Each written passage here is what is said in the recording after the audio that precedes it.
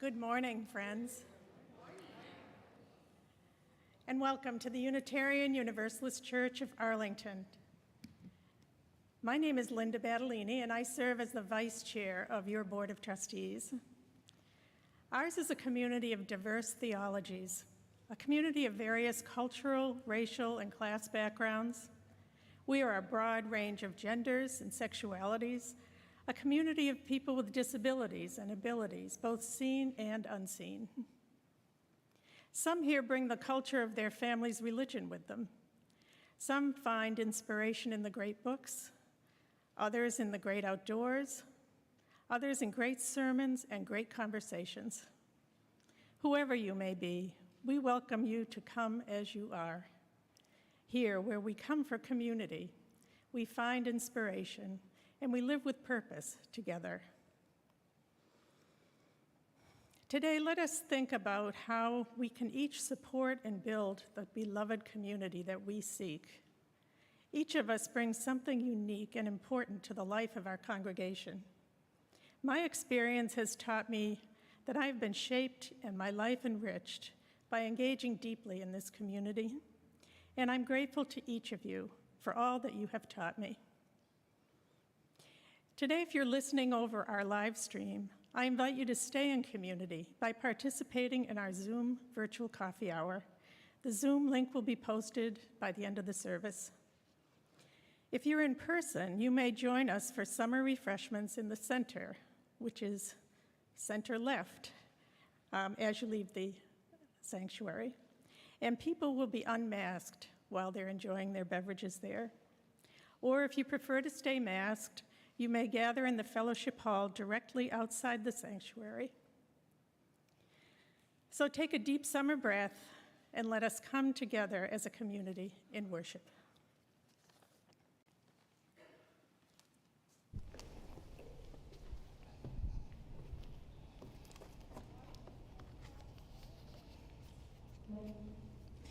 Welcome to August.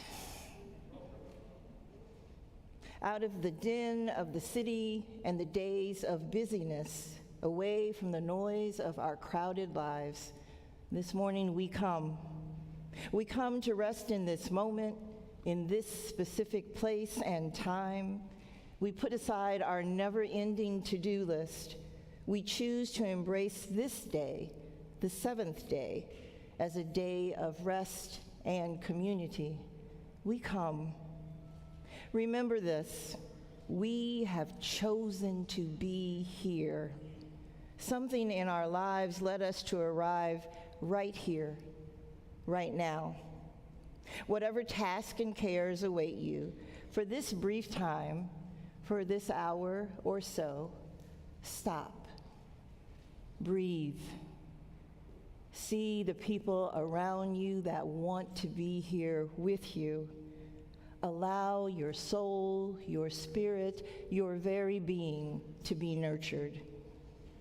As your mind and your heart gradually come to rest in this place, remember you are loved, you are wanted, you are needed, you are beautiful. Let us come together this morning holy and whole in community. Blessings as we enter this time together.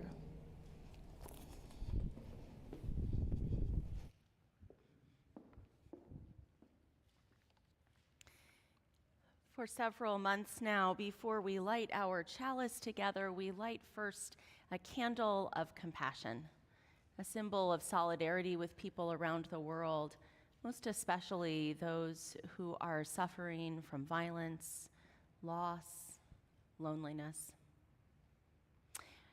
Today, I hold in my heart a joy and a sorrow. We open our hearts with grief and care and compassion to all those affected by the flooding in Kentucky this past week, and also those around the world who are affected by climate disaster. And we hold our hearts in gratitude for the people of Kansas who moved so many closer to bodily autonomy in this country. I light our candle of compassion with care and solidarity. And now, along with our sibling Unitarian Universalist congregations across the country and indeed around the world, we light our chalice. We gather together as a community of memory and hope to celebrate life and its infinite possibilities for love. We light this chalice as a symbol of the light within every human heart. May our individual sparks meet and merge, bringing both light and warmth to the world. I invite you now to rise in body and spirit or in voice For our opening and join in our opening hymn, number 361.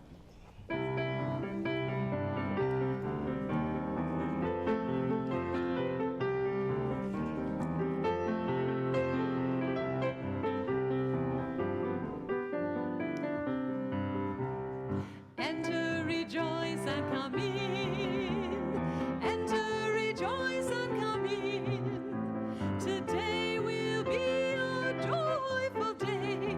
Enter, rejoice, and come in. Open your ears to the song.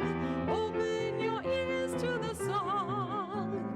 Today will be a joyful day. Enter, rejoice, and come in. Open your hearts, everyone. Open your hearts, everyone.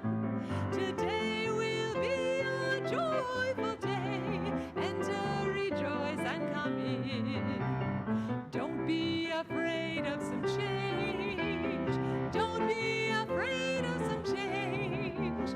Today will be a joyful day. Enter, rejoice, and come in. Enter, rejoice, and come in.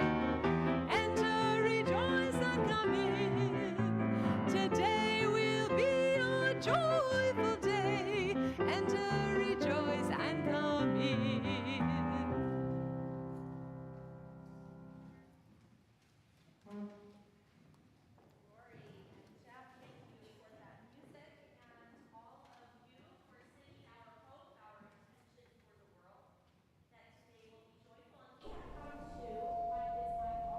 I turned my mic off because we were singing, and no one needed that. We have come to one of my most joyful parts of the service, which is our wisdom lesson. And I wonder if anybody would like to come and help me tell the wisdom lesson today. This is a story. Come on up, Teak and Billy. Would you all like to join me up here and help me out? I have some motions I'm going to need you to do. So here we go. That's perfect. You can stand or sit, whichever you like. And we're going to help tell the story here. Oh, good. And you brought your grown-up with you as well. That's just perfect if you'd like to stand or sit as you're comfortable. Well, this is a story that Rev CTC introduced me to called Spite Fences by Paul Beckel. Not too long ago, 4 neighbors, let's have 4 neighbors. Let's just have you be 4 neighbors right here. There we go. Oh, 1, 2, 3, 4. We're living together. Oh, hang on. You're going to be our new person. You come over here. We're living together in peace and harmony. They liked to get together to play and sing. Yes, maybe we'll have 4. I'll be one of the 4 neighbors. How about? No, Billy's back. And to have barbecue. They grilled out so often, in fact, that one of the neighbors planted a grill permanently in her backyard. Which neighbor would that be? Maybe it's Mackenzie here. The friends like to eat hamburgers at their barbecues. Some would have cheese, others preferred lettuce, a few poured on a lot of steak sauce. They liked the fact that they could all eat their hamburgers any way they wanted. One day, the neighbor with the grill got a job in another city and had to move away. Let's wave. We'll wave to that neighbor. Can you help me out? Goodbye, bon voyage, good luck.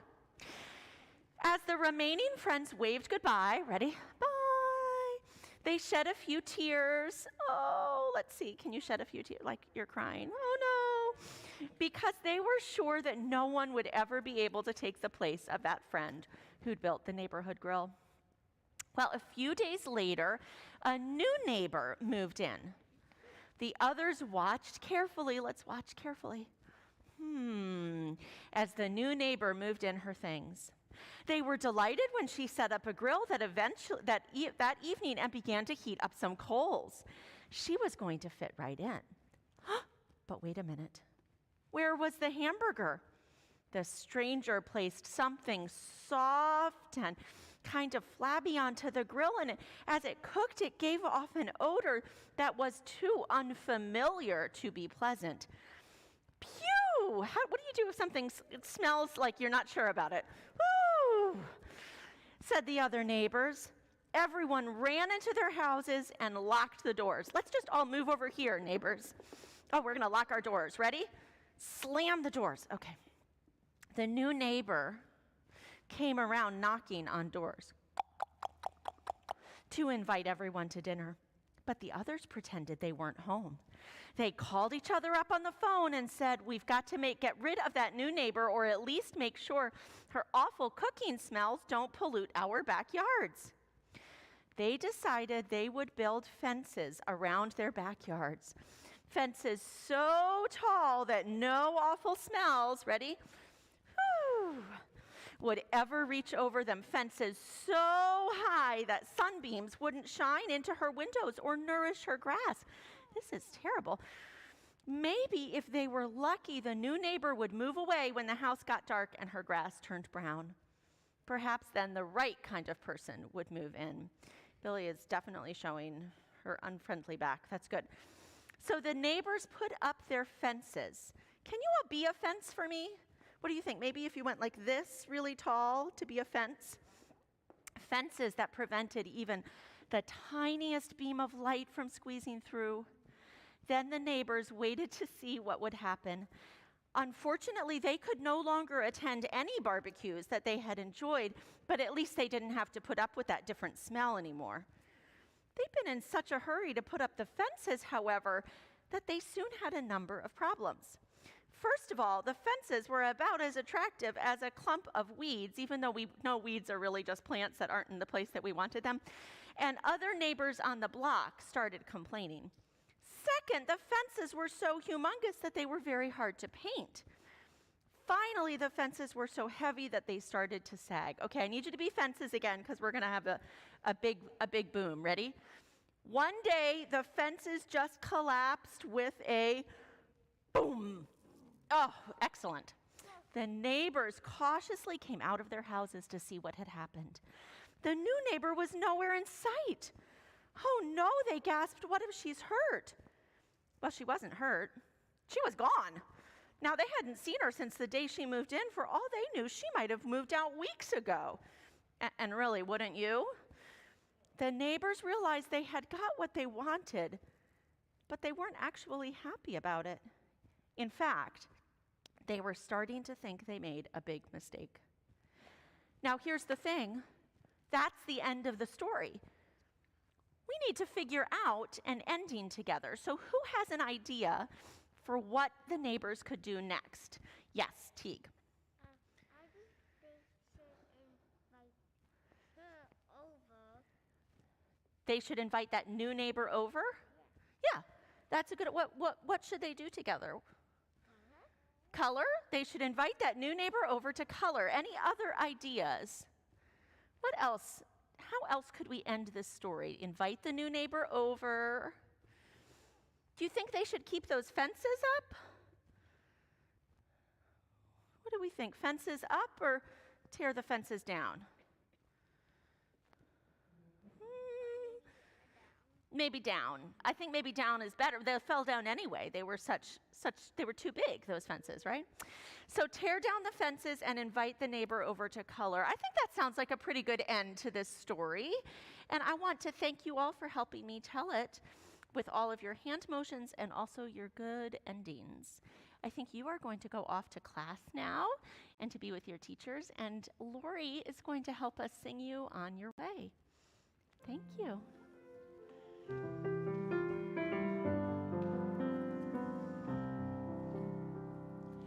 Peace to you on your way.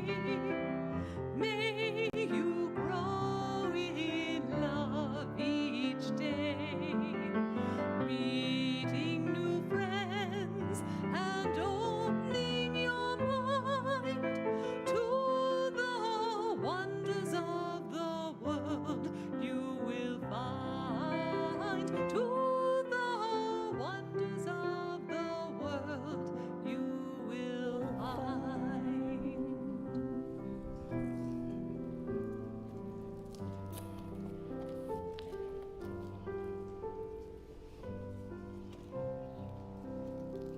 I like that idea that we should color. Take the fences down. Everybody come in color. Thank you, T. This morning's prayer was written by a colleague of mine, the Reverend Viola Abbott. I've shared this with you before. I wanted to share it again. Join me in the spirit of prayer, of centering, of meditation. Let us open our hearts, still our minds, and enter this space of introspection and prayer. Let us call forth and hold in our hearts the stories of all who came before us, the memories of those who are with us today, and the hope for tomorrow for all those who will come after us. Let us be thankful for this opportunity for healing, forgiveness, and reconciliation, while holding the fact that we can never, should never, forget what has brought us here today. Let us be glad that voice has not only been given to those whose sorrow and pain were their companions in our faith, but that the stories told by those voices have been received with a goal of redemption and understanding. Let us call upon the light which shines in each of us to give us the strength to walk together into our future, to do the work that is necessary, to do the work which will not end here today. Source of sources, let us have the wisdom to lovingly have the conversations we need to have with each other, to realize we must have these conversations with each other, and to accept that in order to grow this faith and ourselves, to embrace the radical love and the inclusion, we must have the conversations, walk the walk, and talk the talk together. Blessed be. Amen. Ashe.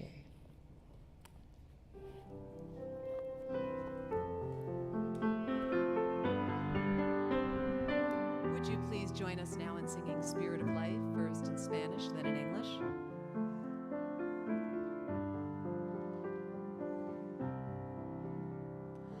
Fuente de amor, ven hacia mí y al corazón, cántale tu compasión. Sopla al volar, sube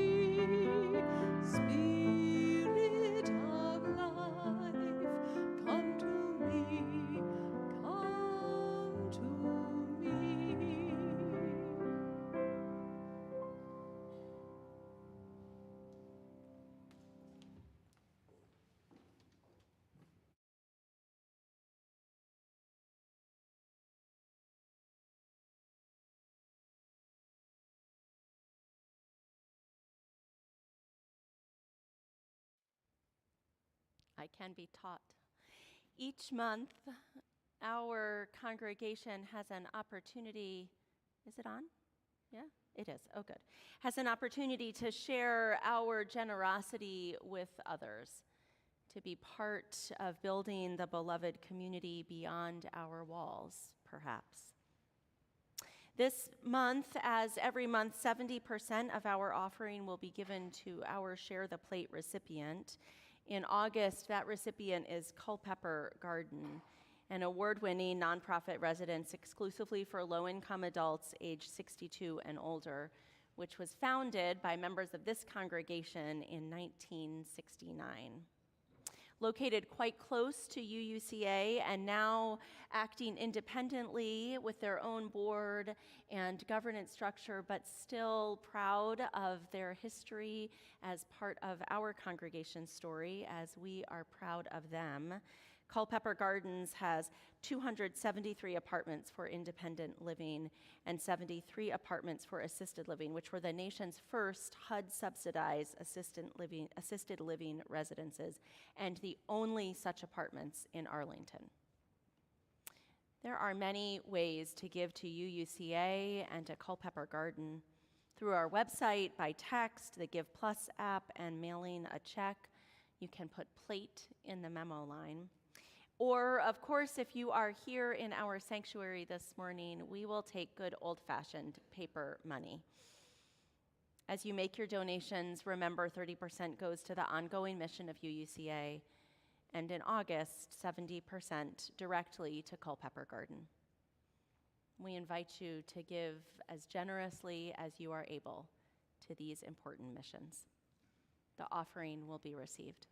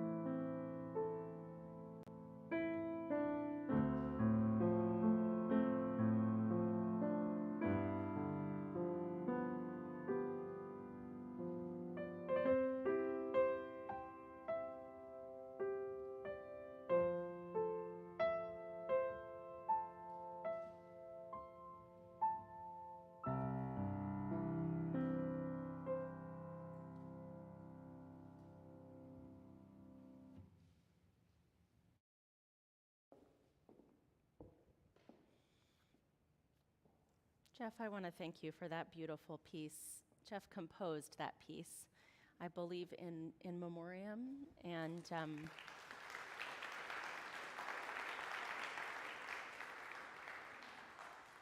it was a gift to us this morning.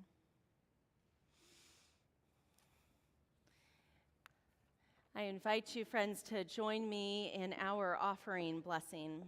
The words are in your program. We bless and receive these gifts, opening our hearts to true generosity. Let us be grateful when we give, be it time, talent, or treasure, for giving brings us joy. Let us be grateful for our needs and the experience of vulnerability, for they teach us how to receive in community and love.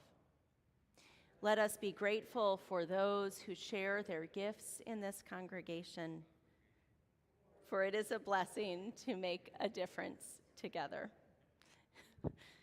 Amen. May it be so. Thank you, Joy and Jim.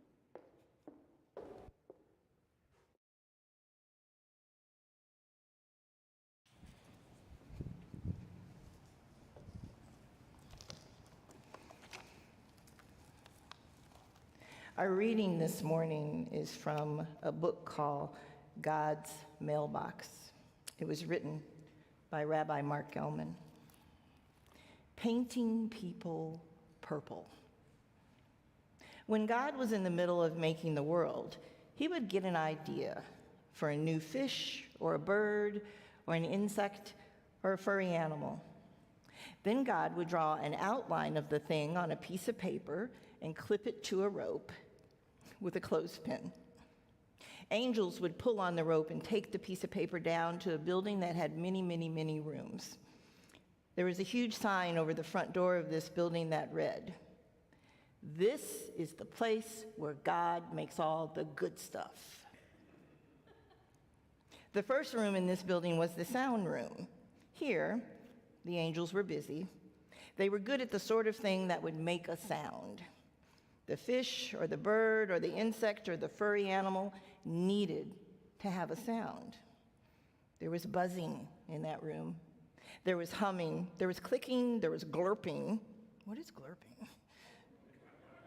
There were so many different kinds of fish and insects in the world that if they each got a special buzz, hum, click, glurp, there would be no sounds left for all the furry animals and birds. So, for the birds and the other animals who didn't get sounds in that first room, the angels would mix sounds. Think about this. The yowls and the gurrs were mixed with the chirps, the squeaks, the woofs, the moos, the gurrs, and the yowls. Sometimes you would get a growling woof, or a moo that sounded like a hoo, or a fish, probably not the fish, or a furry animal who ended up with a mixture of a sound that was all their own. Sometimes the angels had a sense of humor. After the sounds were attached, the design for the fish or the bird or the insect or the furry animal was clipped onto the rope again and pulled along to the next room. This was the coloring room. In the coloring room, a different set of angels had paints in every single color under the sun. God left it up to these angels to decide exactly what color paint to use on every living thing. As long as everything got painted, God didn't much care about what colors the angels used or if they mixed the colors together. Sometimes two angels would get bold. They would paint the same animal, but they couldn't decide on what color to use. Think about it. How did a zebra get its stripes? There was one angel determined to put black stripes. There was another angel sure a zebra should have white stripes. The compromise, because God wanted them to compromise, was what we know as a zebra. The two of those angels painted the zebra at the same time, and that zebra came out striped. Every animal really hoped that it was getting painted, the coloring angels wouldn't end up having a fight. On days when there was a lot of living things to paint, the coloring angels would decide to just paint everything black or gray or tan, because that was fast and that was easy, and they were tired. That's why in the land of nature, in the world of nature, we have a lot of things that are black or gray or tan. When God first saw the parrots, though, and the tropical fish and the butterflies, he knew right away they hadn't been painted on a busy day. On those days, the angels collaborated, and the spectrum of colors that was applied to those animals was magnificent. Then one day, the design for the first person came down the rope. The angels were very excited. They all knew that this one was God's favorite design. They argued. Quickly, they were trying to figure out who should be able to do this thing, who would be able to give it the color that it needed, who would give the person a sound. "It's too big to chirp," said one angel. "That's a woofer, if I ever saw one," said another angel. "No, this is the fiercest animal. It should grrr. I'm sure God wants it to grrr." Then God spoke to the angels. "I want the people I make to take care of all the animals, the birds, and the fish. The insects can take care of themselves. So why don't you give my person a voice that can make the sounds of all the other animals?" And of course, that's just what the angels in the sound room decided to do. They gave the person a voice so wonderful and ears so good and a brain so smart that people can make any sound, from a grrr to a howl to a moo to a, well, you get the point. Let's see what sounds you all can make. If you were an animal, what would it sound like? Indulge me. Ooh. Good. Thank you, Amanda. The design for the first person left the sound room and was pulled into the coloring room. There was a note taped to the first person's toe that read, "Paint this one your best colors, and no fighting. Love God." Well, the angels in the coloring room immediately began to argue about what was the best color to paint that first person. "Black is best," said one. "No, tan is better." Angels with paintbrushes full of paint were running up to the person and trying to paint it their favorite color. "Pink, red, yellow, purple, green, orange." "How can you paint someone purple?" asked an angel. The one angel who liked purple hid behind some cans of paint as the paint went flying all over the coloring room and all over that first person. When the screaming died down to a dull roar, the coloring room was a mess. And that first person, imagine, close your eyes if you're comfortable, spattered with every color in the rainbow. God walked into the coloring room. "I asked you not to fight," God said. "Now you've covered my favorite design for a living thing in 100 colors. All I can say is that at least you didn't use purple. I'm going to have to fix this myself." And with that, the very heavily painted first person was whooshed out of the coloring room and disappeared. The coloring angels were left to clean up that room. When they were almost done, a human being came back through the door and said, "Can I help?" The angels couldn't believe their eyes. There, standing in the doorway of the coloring room, was a fully painted human being with tan skin and yellow hair and blue eyes. From the back of the room, the angels heard, "I'll help too." They whirled around to see another person. This one had black hair and dark skin and dark eyes. "Me too," came a voice from another rafter as one of God's special people came down softly with brown skin and light brown hair. Suddenly, the coloring room was filled with freshly painted people in lots of colors, but every single one looked just right. Whether they had slanted eyes or straight black hair or red hair and freckles or blue eyes and brown skin, the people were in every single shade and looked absolutely perfect. Every shade except purple. Then God said, "These are only some of the outside colors I will give to people as they start to fill up the earth. They'll have many different outside colors, but they will all be painted by me. Maybe this way people will learn to forget what you angels forgot. There's no best color to paint a single human being. I want people to remember that underneath the different outside colors, they are the same inside. I want them to remember that they all need the same things, that they are all loved in the same way, and that no one is more holy than anybody else. I want people to remember that even though their skin and hair and eyes may be different from one another, their souls, their hearts, their needs are basically the same. All people need love and respect, rest and fun, soup and salad and bread, and a bagel every now and then.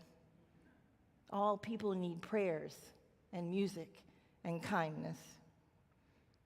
People need moms and dads who love them.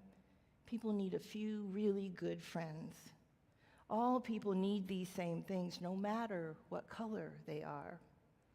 That's why I'm going to paint each one of my human beings the same colors on the inside." Then the angels and the freshly painted people started to cheer and clap and sing and dance. They all thanked God for being so smart and good and patient with them. The angels were happy not to have to paint God's favorite design. The people were happy about being painted by God and having different colors on the outside, but having the same color on the inside. Most of all, they were really, really happy that no one was painted purple. Painting people purple.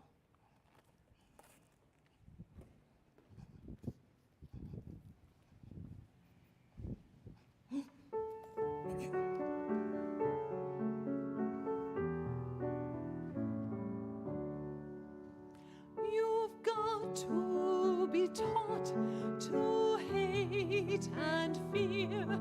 You've got to be taught from year to year. It's got to be drummed in your dear little ear. You've got to be carefully taught. You've got to be taught to be afraid of people whose eyes are oddly made, and people whose skin is a different shade. You've got to be carefully taught. You've got to be taught before it's too late, before you are 6 or 7 or 8, to hate all the people your relatives hate. You've got to be carefully taught. You've got to be carefully taught.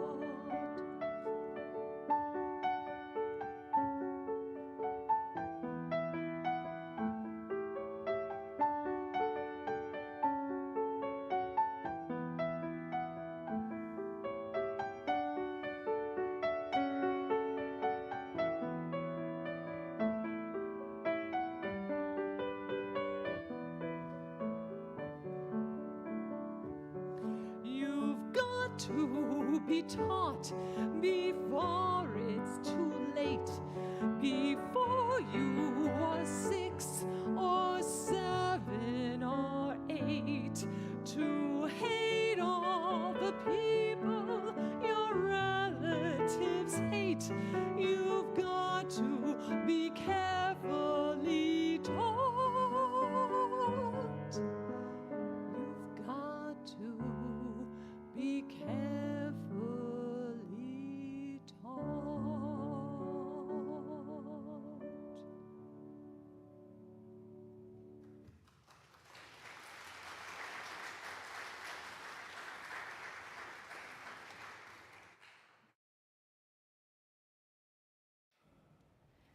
Thank you. That was beautiful and powerful. Thank you.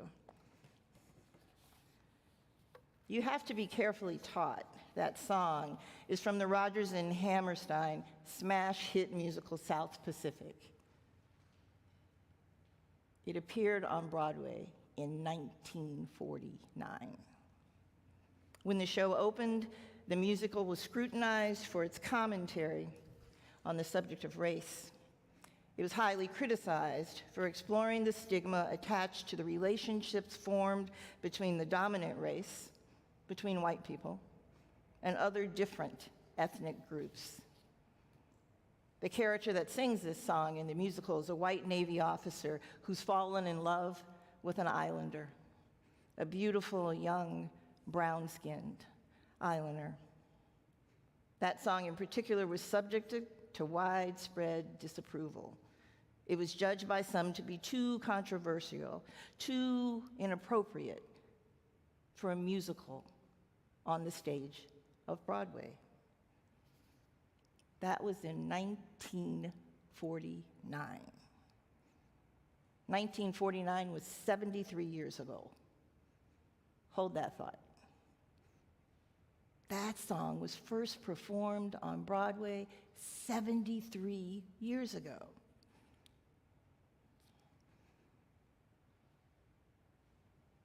Some days it feels like we are in exactly the same place. Hold that thought.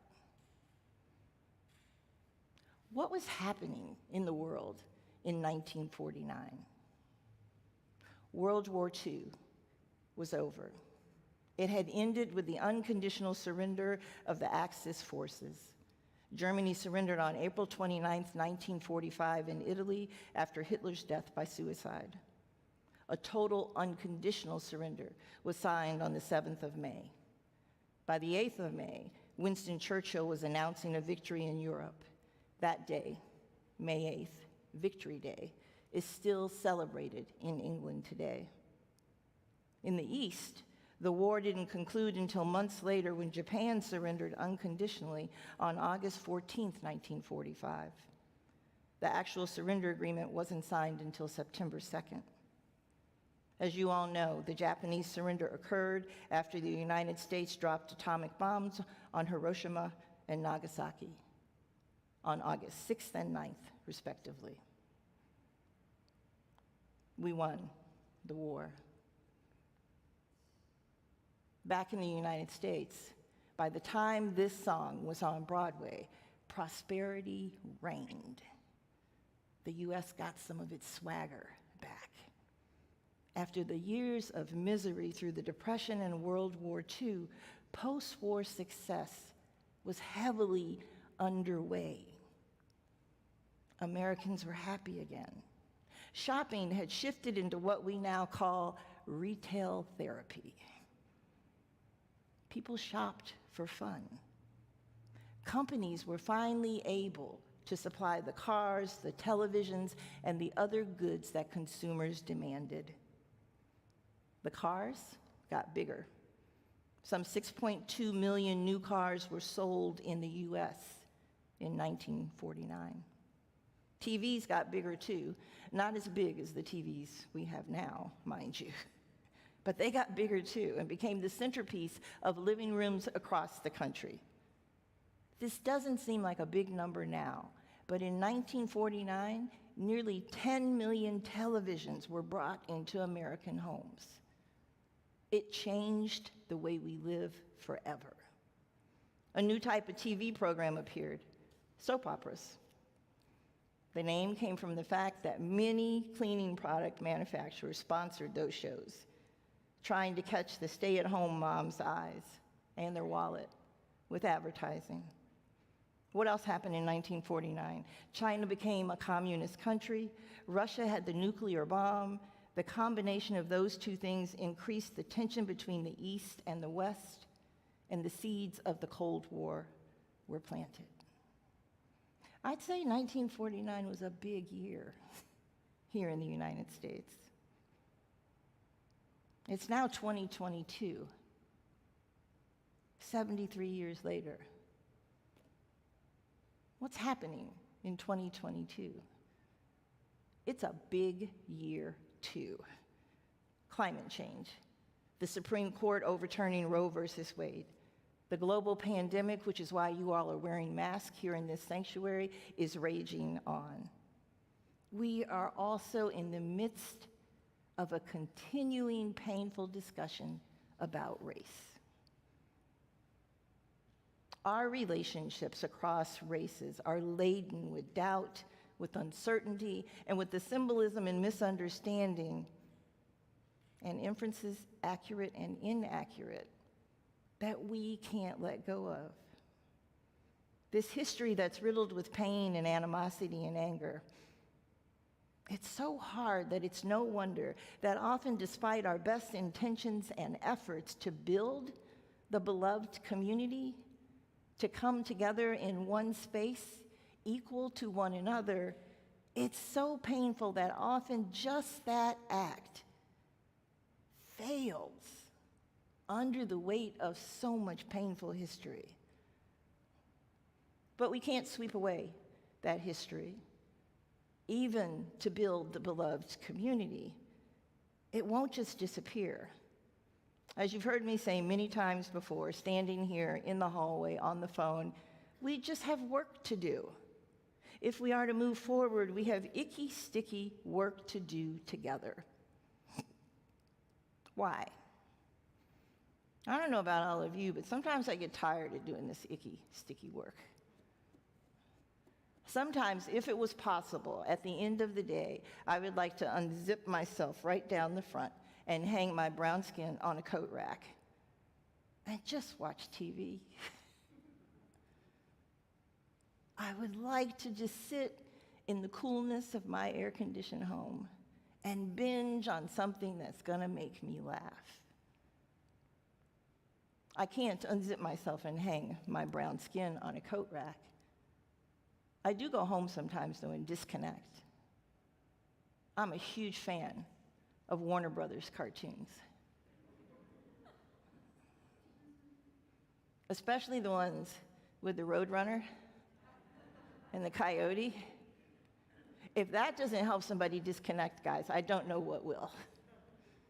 The whole idea that there's a place called the Acme Company that produces things that cause the coyote pain and angst completely disconnects me from the real world, the world where work needs to be done. Why do we need to do the work that's icky, sticky, and painful? We need to do it to build community. We need to do it because the future depends on us lifting up and acknowledging the past and then moving forward. We need to do it because we need each other. Human beings need each other. One of my favorite films is Castaway with Tom Hanks. In that movie, Tom Hanks, a rising star at Federal Express, survives a plane crash. He ends up isolated on a desert island. He's completely and utterly alone for months, for years.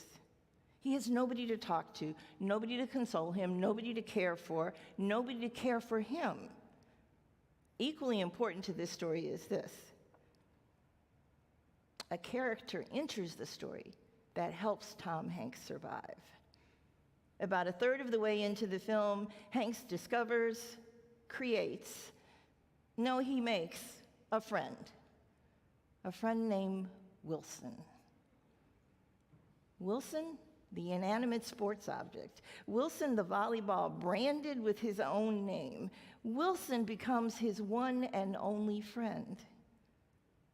Why does Hanks need Wilson? Well, the screenwriters wanted to move the story along. But the reason that Hanks needs Wilson is people.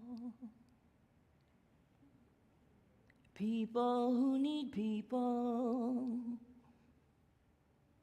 are the luckiest people in the world. People who need volleyballs, name Wilson, are the luckiest people in the world. When Hanks is forced to embrace something I call hope, when Wilson comes into the picture, he also embraces, and we embrace through him, that we are not meant to be alone, that we are supposed to be deeply in relationship, that we are at our best when connected to one another. In spite of, and maybe because of, our painful history, our painful past, right now we need community more than ever. A quiz.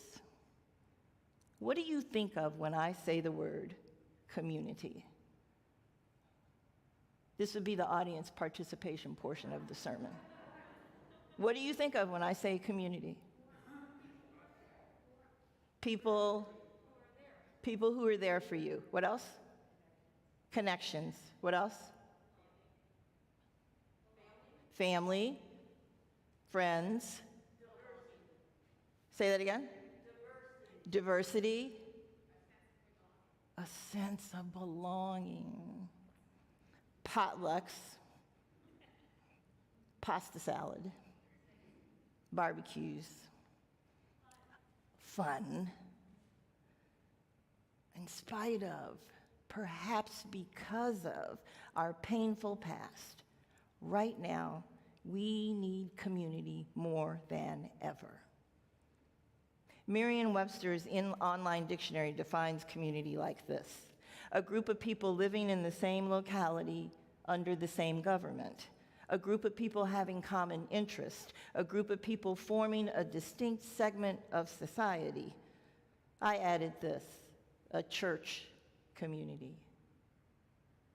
Stuff happens at church that cannot happen anyplace else, which is why we need this community even more. Called to community lies at the root of church. Being called to community is because we have to be together. We live in a world of constant trials and tribulations. I was working and reworking this sermon, and I called my harshest critic, my daughter.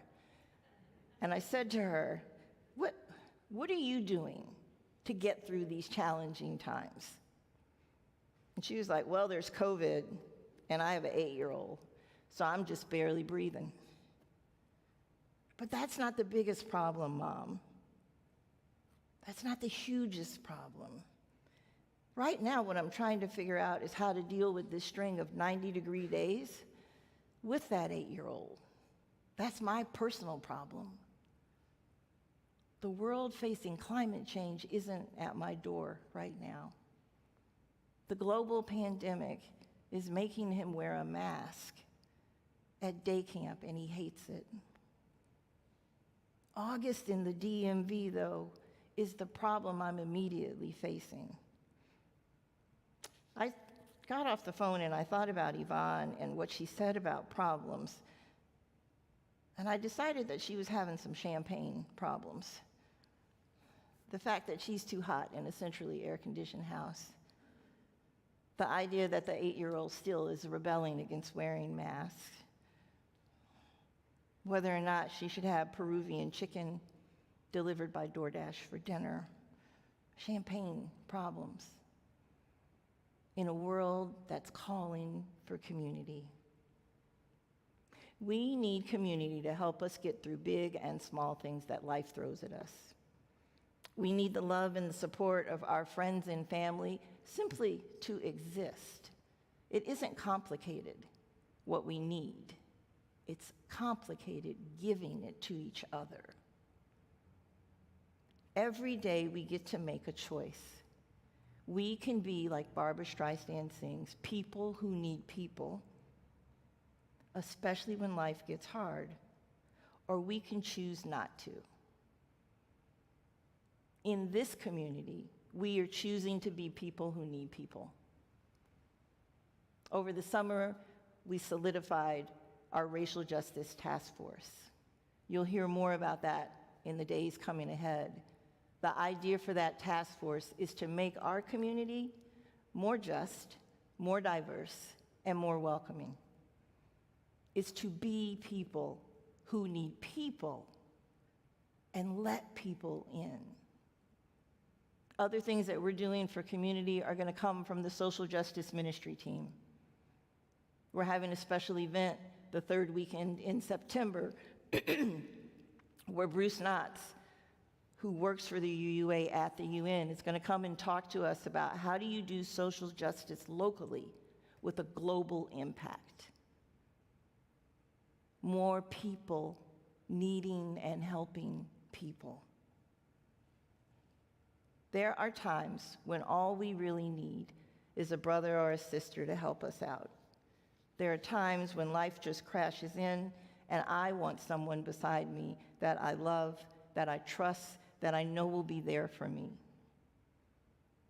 There are times when nothing can soothe me except the community that's developed at church.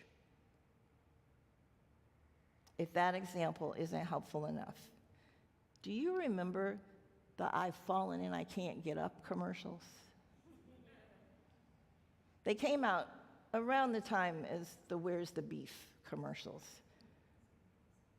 But the help I've fallen and I can't get up was for a medical alert device, right?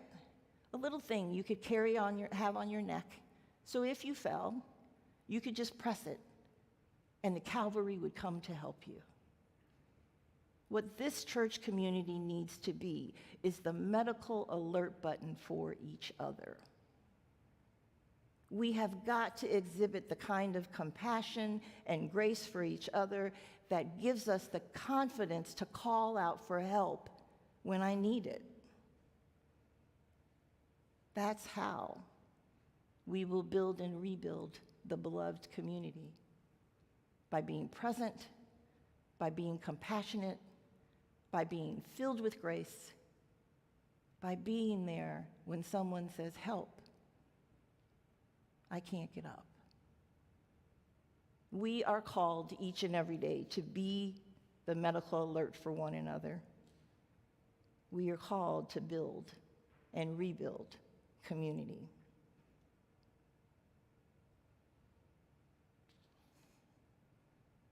I think what I want to leave you with is something that colleagues sent to me yesterday. As I sat and I struggled with this sermon and I talked to my daughter with her champagne problems, I posted a cry for help in one of the UU Minister Facebook groups. The responses rolled in. If any of my colleagues who are on their summer study leave are watching this morning, thank you. Thank you. It was a cry for help. One of my fellow ministers sent me the following words. I don't know where she found them. I wish I could properly attribute them, but I want to share them with you. She wrote, Carol, when you talk about community, remember to tell them that the work is not done. Remember to tell them that the work is theirs, not just yours. Share this with them.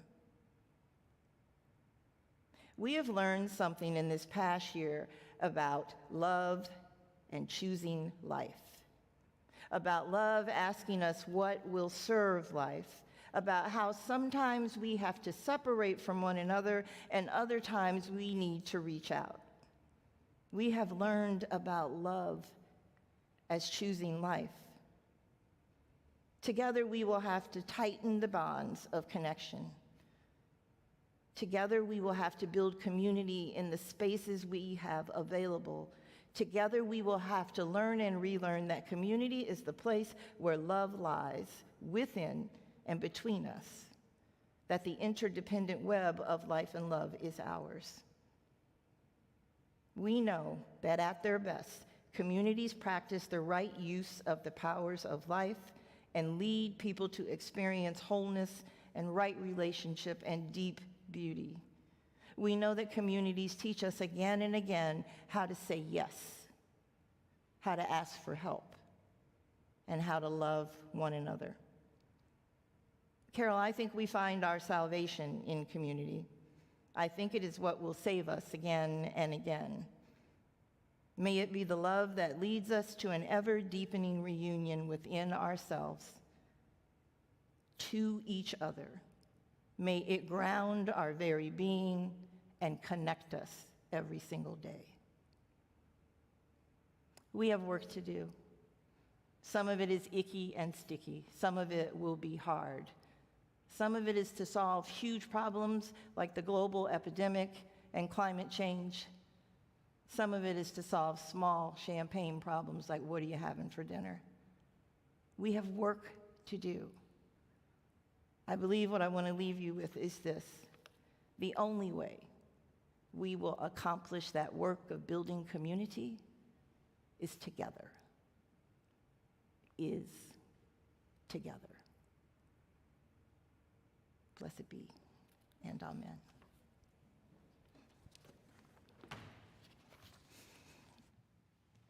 For our closing hymn today, would you please rise as you are able and join us in singing number 116, I'm on my way. That's a call and response hymn.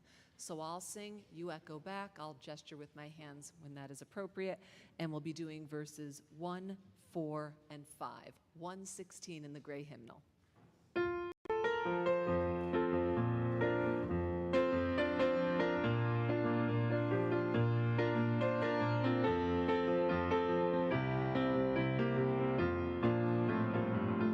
I'm on my way to the freedom land. I'm on my way to the freedom land. I'm on my way to the freedom land. I'm on my way, great God, I'm on my way. If they say no, I'll go anyhow. If they say no, I'll go anyhow. If they say no, I'll go anyhow. I'm on my way, great God, I'm on my way. I'm on my way, and I won't turn back. I'm on my way, and I won't turn back. I'm on my way, and I won't turn back. I'm on my way, great God, I'm on my way.